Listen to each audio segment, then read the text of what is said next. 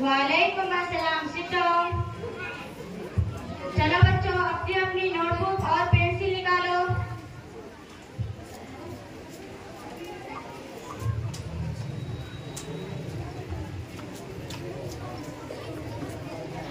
Mic में बोलो, mic में बोलो।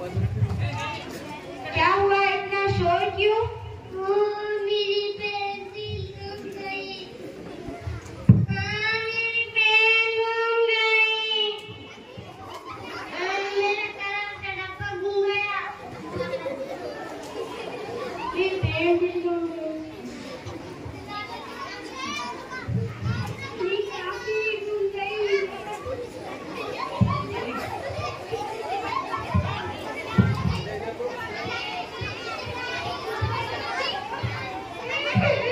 मेरा कंपास गुम गया। मेरा शार्पनर गुम गया। मेरे पेन गुम गई। लगता है किसी ने चोरी की। सुनो बच्चों, हमारे प्यारे नबी सल्लल्लाहु अलैहि वसल्लम ने फरमाया, चोरी करना गुनाह कबीरा है और अल्लाह ताला चोरी करने वाले पर लानत फरमाते हैं और चोरी करने वाले से नाराज होते हैं। अगर किसी ने चोरी की होगी तो सामान वापस लौटा दो। मुझे माफ करना मैडम, मुझसे बहुत बड़ी गलती हो गई। अब से मैं चोरी नहीं करूँगी।